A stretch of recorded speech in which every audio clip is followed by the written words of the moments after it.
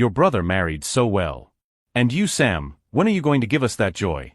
My mother asked, raising her glass of red wine as the entire Christmas dinner table turned to look at me with those condescending smiles I had known since childhood. The silence that followed was deafening. My father continued carving the turkey as if it were an emergency surgery.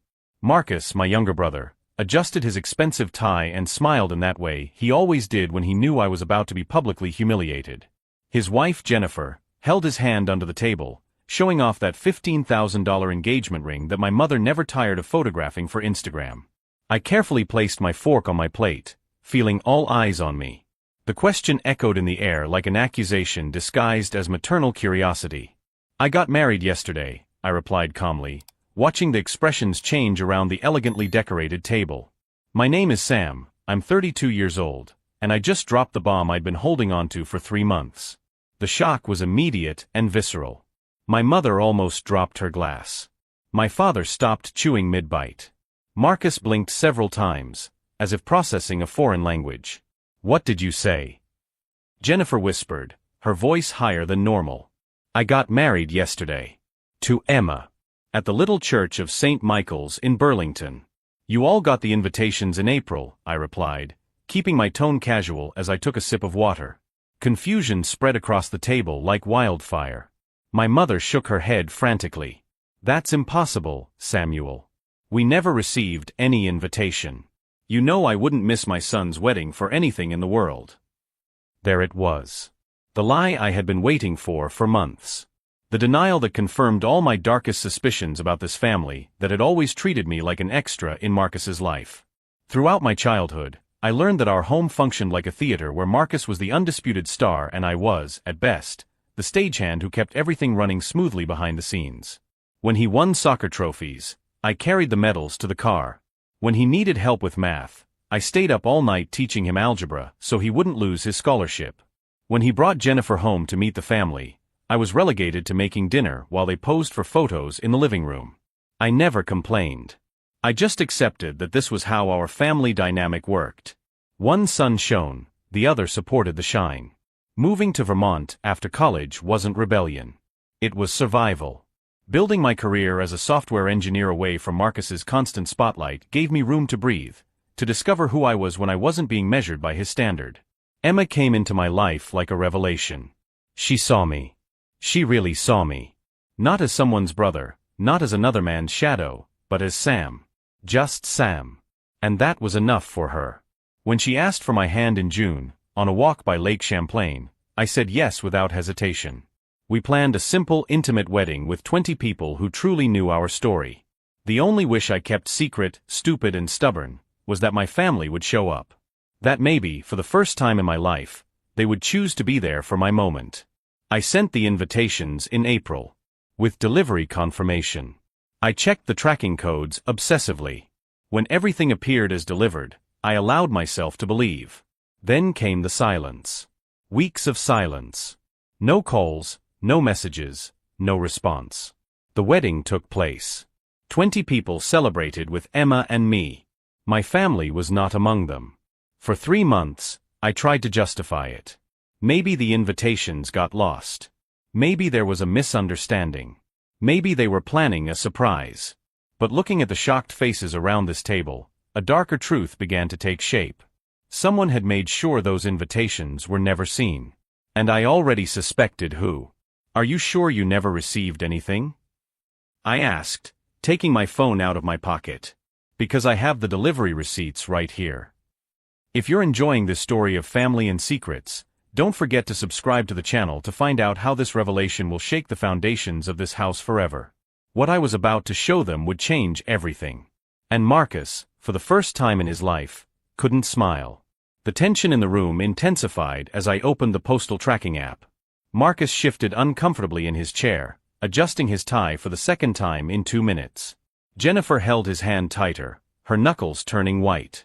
Sam, honey, there must be some mistake, my mother insisted, her voice carrying the protective tone she always used when Marcus was about to be questioned about something. Marcus would never hide something like this from us. There she was again. Defending my brother before she even knew what it was about. Marcus had always been the golden child of this family. Since he was little, His every achievement was celebrated as a national event, while my victories were treated as interesting coincidences that would soon be eclipsed by his next extraordinary feat. When we won our first science trophies in the same week, mine in chemistry, his in biology, my mother hung his in the living room and put mine in the kitchen, where everyone could see it while they were making dinner. When we graduated from college, she threw a party for 40 people for Marcus, who majored in business. For me, who graduated with honors in engineering, there was a basic family dinner where she spent half the time discussing his career plans. The difference in treatment was so consistent that I stopped noticing it years ago. It was simply our family dynamic. Marcus shone, I cheered from the sidelines. But intercepting my wedding invitations? That crossed a line I didn't even know existed. "Let's see those receipts then," my father said, his voice tense. He always tried to be the mediator, but invariably ended up protecting Marcus when things got complicated. I handed him my phone, watching as his eyes scanned the screen. I saw the exact moment the information registered. His face tightened, his eyebrows furrowed, and he looked up at Marcus with an expression I had never seen before. "Marcus," he said slowly, "these show that you signed for all 4 packages. In April. All addressed to us." The silence that followed was deafening. Marcus opened his mouth twice before he could form words. I pick up the mail sometimes. Maybe I signed automatically and forgot. You know how it is, hundreds of packages come here for the business." It was a pathetic lie, and everyone at the table knew it. Marcus hadn't lived here for 3 years. He only came for Sunday dinners and special holidays like today. "You didn't forget," I said calmly. "You knew exactly what they were." Jennifer finally spoke, her voice a sharp whisper. "Marcus, tell me it's not true." Marcus avoided her gaze. That was the moment I knew for sure. My brother had deliberately intercepted my wedding invitations. "Why?" I asked, genuinely curious. "Why would you do that?" "I didn't do anything," he exploded, finally losing his composure. "You always do this, Sam. You always create drama and make me look like the villain. Maybe the invitations got lost. Maybe the mail got messed up." "With my signature?" my father asked dryly, still holding my cell phone. Marcus paled. "Maybe I signed it thinking it was something else. I'm not required to read every envelope that comes in here." "Marcus," my mother said softly, "please just tell us the truth." But I already knew the truth. And the more Marcus squirmed, the more obvious it became. My brother had always had trouble sharing attention. Throughout our childhood, if I received praise for something, he would find a way to redirect the conversation to his own accomplishments. If I mentioned a promotion at work, he would announce a new project. If I brought a girlfriend home to meet the family, he would show up with expensive gifts or exciting news that dominated the conversation. He and Jennifer had gotten engaged in March. The wedding was set for September, an elaborate affair with 300 guests, a live band, and a gift registry that cost more than my car. My simple wedding in June, even though it was small and low-key, represented a threat. A distraction. A moment when I would be the center of attention in the family, even if only for a day. And Marcus could never tolerate that. "You know what hurts me the most?" I said, looking directly at him. "It's not even that you hid the invitations. It's that you let our entire family believe that I didn't care enough to invite them to my own wedding." My mother choked softly. "Sam, we never thought that." "You thought exactly that," I interrupted. "For 3 months, you believed I got married without inviting you. And no one called me to ask why. No one questioned it. You just accepted that I would be capable of something so cruel." The truth of that hit the table like a bolt of lightning. They really had accepted that I would simply exclude them from my wedding. That said everything about how they saw me, about how our family functioned. Marcus finally looked up. "Sam, I can explain." "No," I said, raising my hand. "I'm not done yet." I took my phone back and opened another app, because the delivery receipts are just the beginning of this story. The intercepted invitations were bad enough. But over the past 3 months, while dealing with the pain of being ignored by my family on the most important day of my life, I had discovered something much worse. Marcus hadn't just hidden my invitations. He had actively worked to ensure that no one knew about my wedding. And I had the evidence to prove it. Jennifer was watching her husband with an expression I had never seen before, as if she were looking at a stranger. My mother was clutching her napkin so tightly that her knuckles were white. My father drummed his fingers on the table, a habit he had when he was processing disturbing information. Marcus, realizing he had lost control of the narrative, did the only thing he knew how to do when cornered: he attacked. You know what your problem is, Sam? You've never been able to accept that maybe, just maybe, people don't care about you as much as you think they should. That was the last straw. Not because of the cruelty of the words, but because it revealed exactly who Marcus really was beneath all the charm and success. And now it was time to show our family who they had really been protecting all these years. Marcus, I said calmly, do you really want me to tell everyone about the conversation you had with Emma 3 weeks before our wedding? The color drained completely from his face. Jennifer frowned, confused. My parents leaned forward. Marcus knew exactly what I was talking about. And he knew there was no way out this time. What he didn't know was that this revelation would be just the first of many secrets I was about to expose at our family's Christmas dinner table.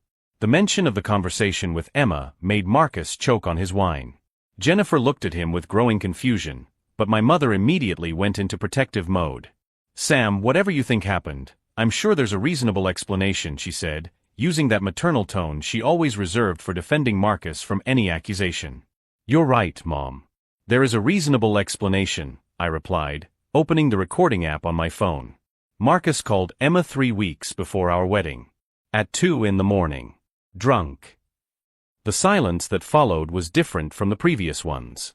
This one had weight, density, as if the air had turned into something solid pressing against our lungs. He tried to convince her to call off the wedding, I continued, watching the color drain completely from my brother's face. He said I wasn't reliable. That I would abandon her just like I abandoned the family. That she deserved someone better. Jennifer dropped her fork. The sound of metal against porcelain echoed through the dining room like a gunshot. Marcus, she whispered, tell me that's not true. Marcus opened his mouth twice before he could form words. I was worried about her. Sam has always been unstable. She didn't know our family well. I just wanted to protect her. Protect her from what?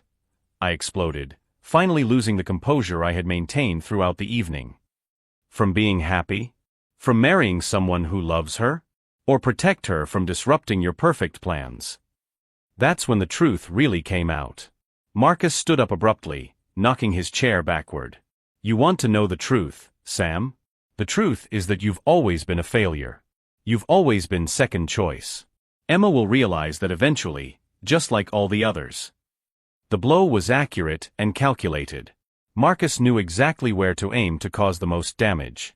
He knew about my insecurity about relationships, about never feeling good enough for anyone.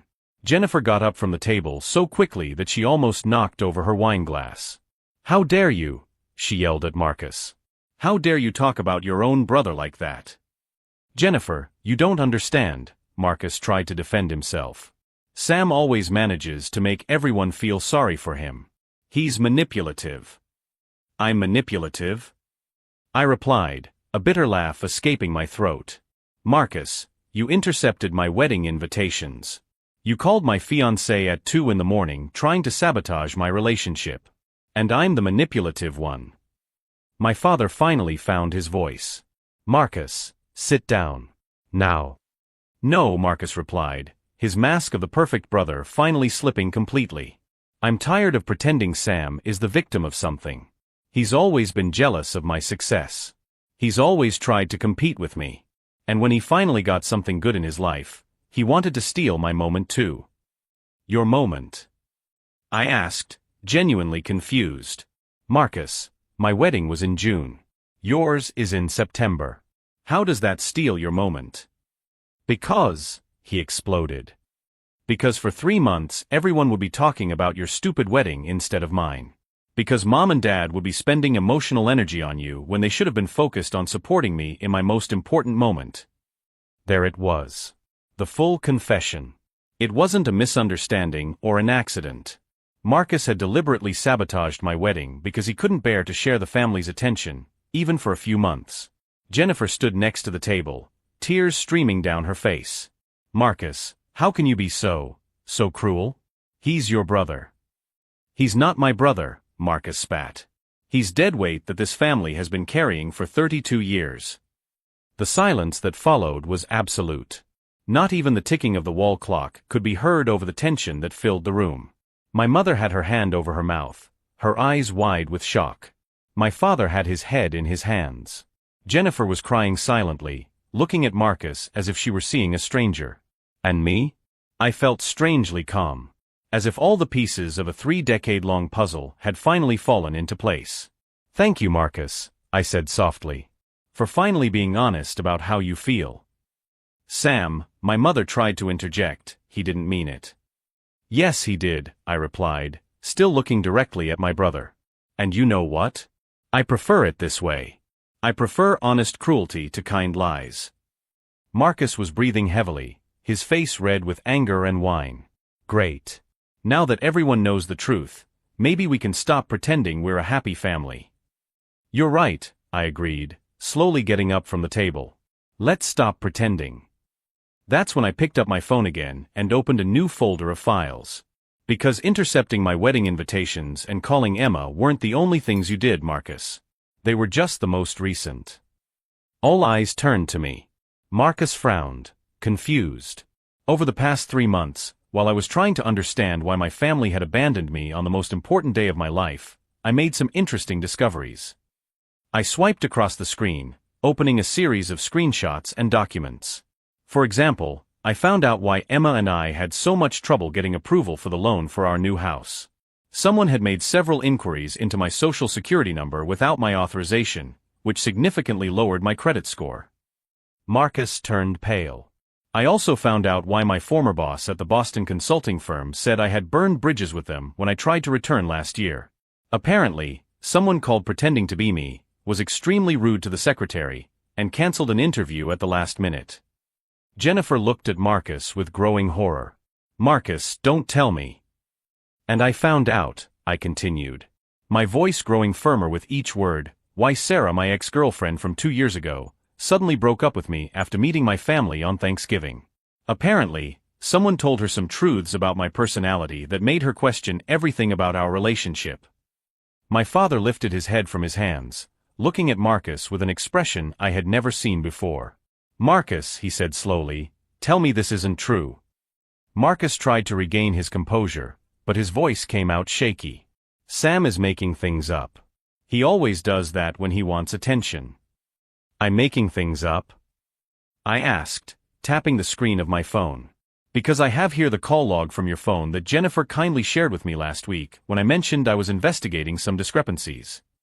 Jennifer looked at him in shock. I didn't know that's what it was for." "And I have here a very interesting email you sent to my boss in Boston, Marcus.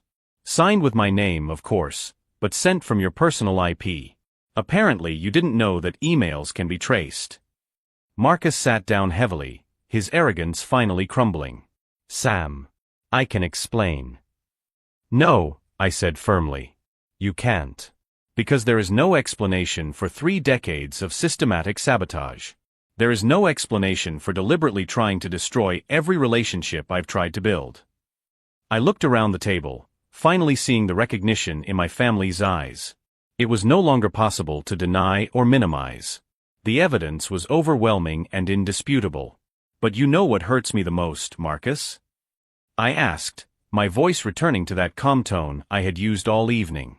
"It's not even everything you've done against me. It's that our family let it happen." My mother started to protest, but I raised my hand. "For 3 decades, you saw the patterns. You saw how I always had bad luck with relationships after meeting the family. You saw how job opportunities always went wrong in mysterious ways. You saw how I gradually isolated myself from you." I paused for a moment, letting the weight of the words sink in. "And instead of questioning it, you simply accepted that I was the problem. That I was the difficult son, the unstable one, the one who couldn't maintain relationships or jobs." The silence that followed was devastating. Because we all knew it was true. Marcus had spent decades systematically sabotaging me, and our family had spent decades allowing it to happen by not questioning the obvious patterns. "So now you know the whole truth," I said, putting my phone back in my pocket. "The question is, what are you going to do with it?" Marcus finally looked up, and for the first time in my life, I saw genuine fear there. Not fear of consequences, but fear of having lost control over the narrative he had built for so long. And he was right to be afraid. Because I wasn't done yet. The real revelation, the one that would change everything for good, was still to come. The revelation about the call to Emma was just the beginning. In the 3 days following Christmas dinner, I dove deep into the digital files I had collected over the months, looking for patterns I hadn't noticed before. Emma sat next to me at the kitchen table, laptop open, helping me connect the dots of decades of systematic sabotage. "Sam," she said softly, pointing to a spreadsheet we had created, "look at the timeline. Every time you were about to have something good, something went wrong right after Marcus knew the details." She was right. The promotion I missed out on 29 years ago because my supervisor received an anonymous call questioning my work ethic, 2 weeks after I mentioned the opportunity at Sunday dinner. The loan for my first apartment that was denied at the last minute due to conflicting information about my financial stability, right after Marcus visited my bank to withdraw money for Mom's birthday present. The list was frightening in its consistency. He wasn't just competing with me, I murmured, realizing the depth of the manipulation. He was actively destroying me. Emma took my hand.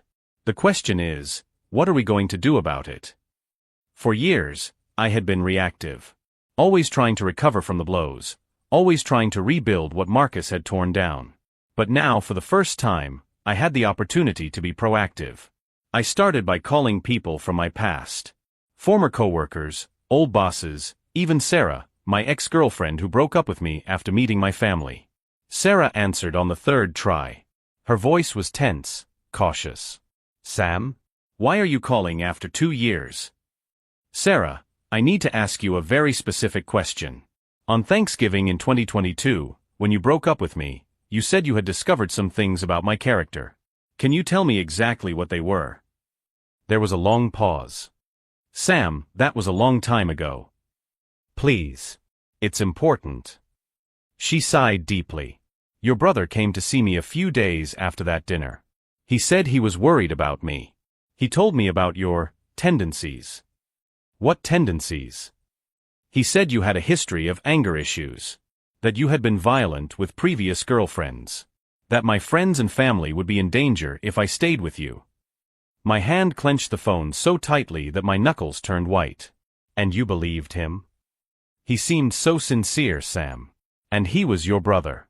Why would he lie about something so serious?" "Because lying was what Marcus did best. Because destroying my happiness had become his favorite hobby."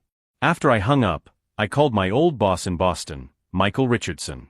"Sam. What a surprise," he said, genuinely warm. "How are you?"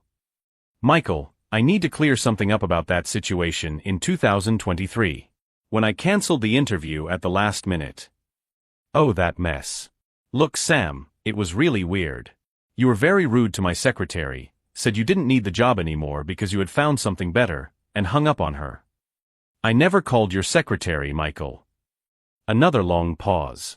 "What do you mean?" "Someone impersonated me.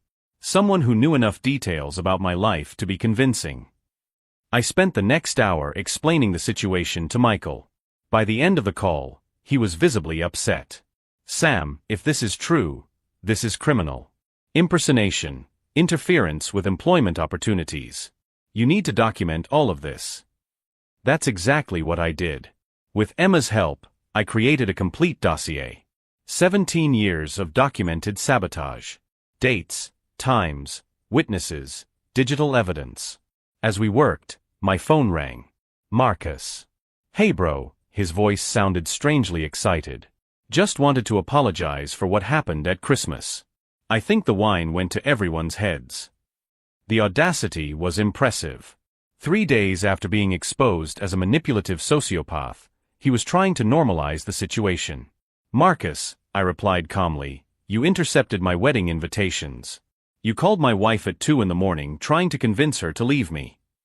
"Sam man, you're overreacting. It was just a misunderstanding. You know how dramatic our family gets on holidays. You sabotaged my career. You destroyed my relationships. You spent 17 years trying to ruin my life." His laugh was cold, calculated. "Prove it." And that's when I knew I had reached the point of no return. Marcus wasn't sorry. He wasn't ashamed. He was challenging me, confident that I would do what I always did, accept the abuse and move on. "I'll prove it," I replied calmly. "Publicly." If you've been through complicated family situations like this, know that sometimes facing the truth is the only path to freedom. Be sure to subscribe to see how this story of family manipulation will unfold. "What do you mean publicly?" Marcus asked, and for the first time in years, I detected a note of uncertainty in his voice. "You'll find out." I hung up and looked at Emma, who had witnessed the entire conversation. "He has no idea what's coming," she said, smiling for the first time in days. Because while Marcus thought he had intimidated me with his challenge, he had just made the biggest mistake of his life. He had completely underestimated what a quiet, methodical man can do when he finally decides to stop accepting abuse. The dossier was almost complete. The witnesses were lined up. And I had discovered something about Marcus that not even our family knew, something that would turn his arrogance into despair. But first, I needed to make sure that when the bomb exploded, it would detonate exactly where it would cause the most impact. Marcus had spent years building a perfect reputation. Model husband, exemplary son, respected professional. This entire facade depended on a carefully constructed narrative about who he was versus who I was. It was time to show everyone who we really were.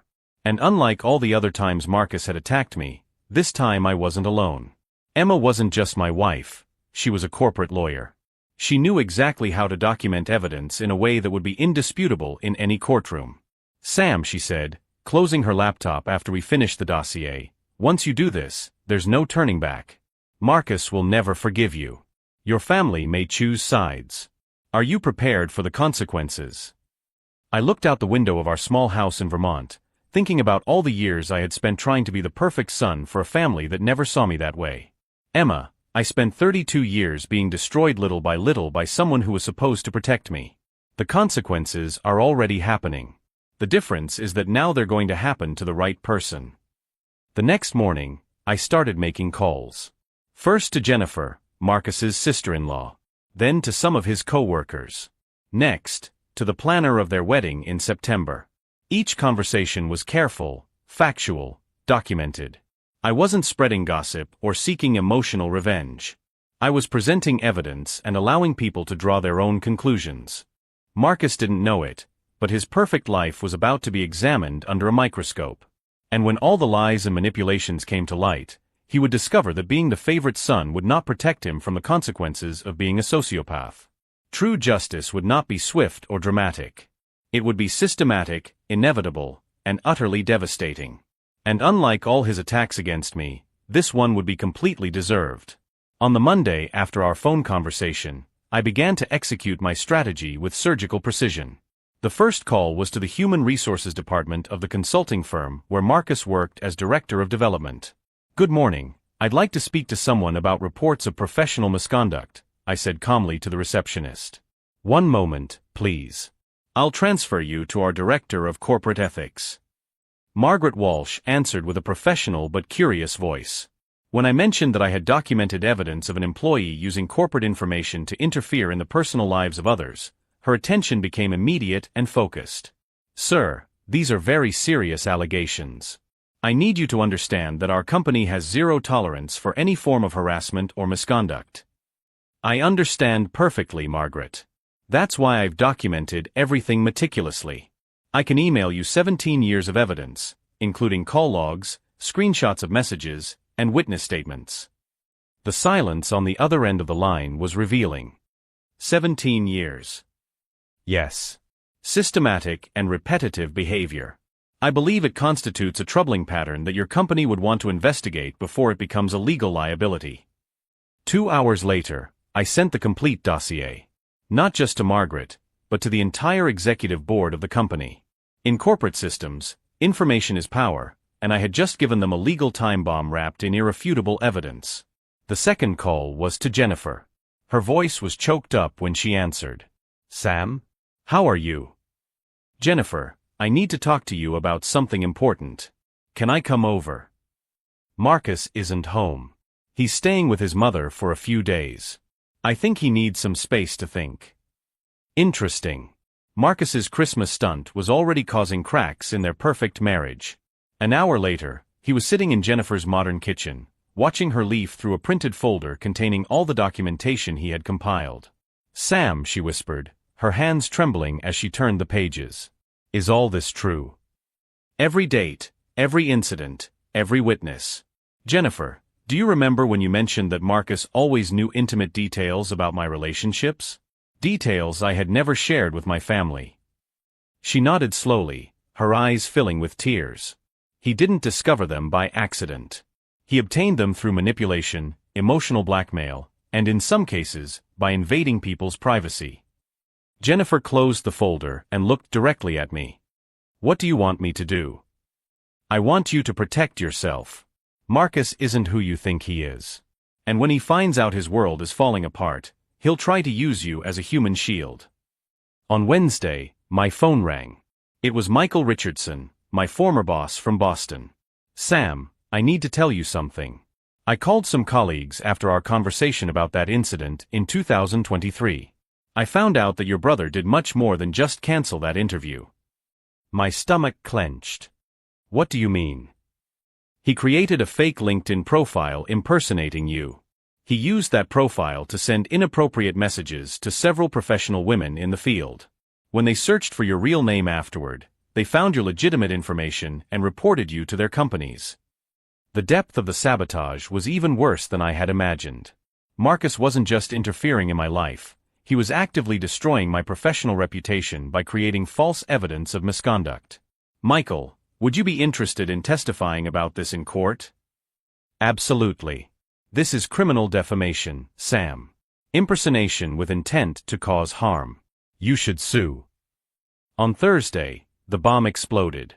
Marcus called at 7 in the morning, his voice altered by anger and panic. "Sam, what the hell did you do?" I took a sip of my coffee calmly before responding. "Good morning, Marcus. How are you?" "Don't mess with me. I got a call from HR yesterday. They're investigating me for misconduct.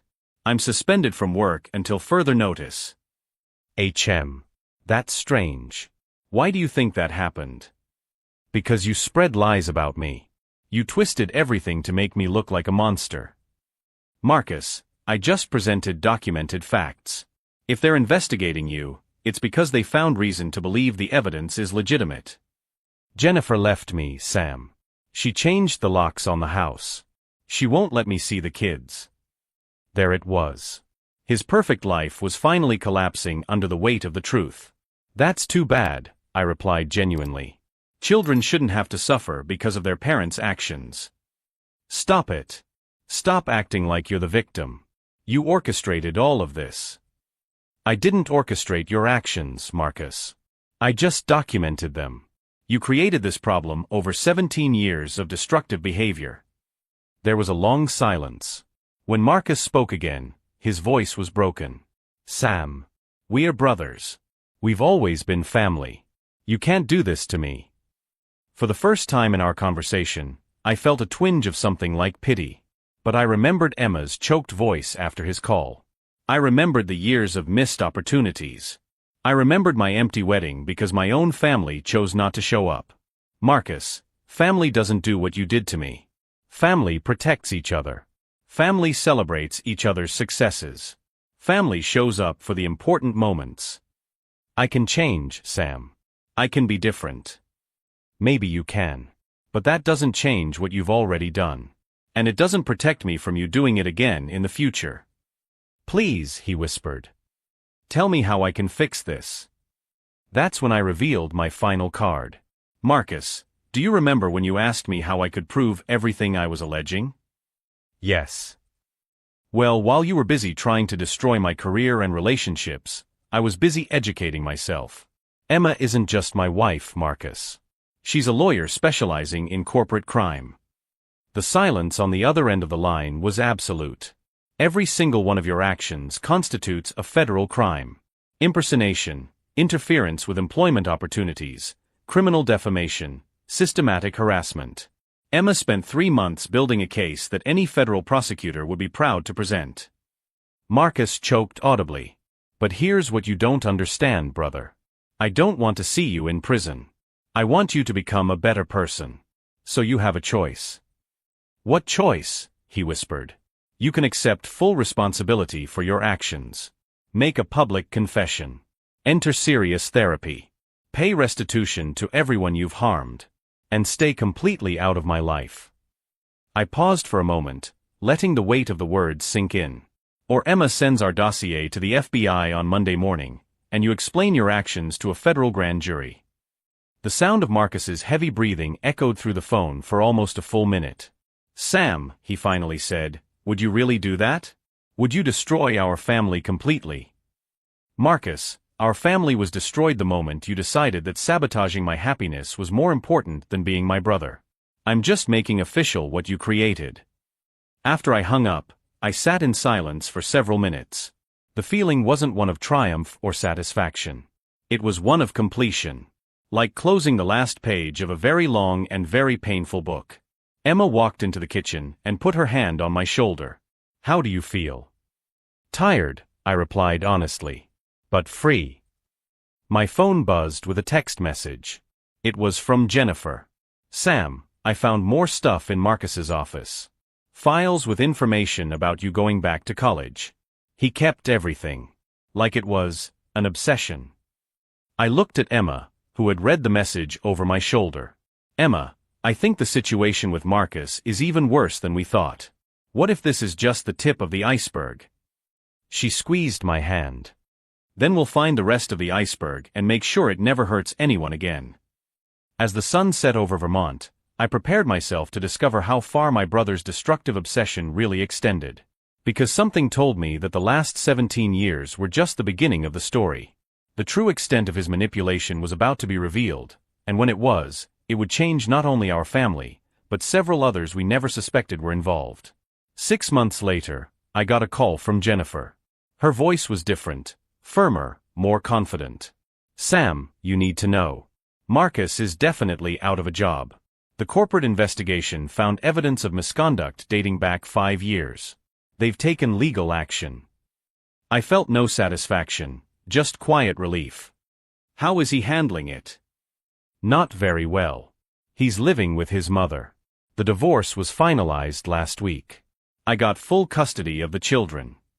The house of cards had completely collapsed. The perfect life Marcus had built at the expense of my happiness simply evaporated when the truth came out. My parents finally called after 3 months of silence. My mother cried throughout the conversation, apologizing for years of blind favoritism. My father admitted that he always knew something was wrong but chose to ignore the signs. We want to get to know Emma properly, he said. We want to be part of your life, if you'll let us. It was a start. It wouldn't erase decades of neglect, but for the first time I felt like they were really seeing me. Emma and I bought a bigger house at the end of the year. Not because we needed to impress anyone, but because we wanted space for the family we were planning to build. Michael Richardson offered me a director position at his company in Boston. A promotion that should have happened years ago, if Marcus hadn't systematically sabotaged my career. Sam, he said during our meeting, your experience with complex situations has made you exactly the leader we were looking for.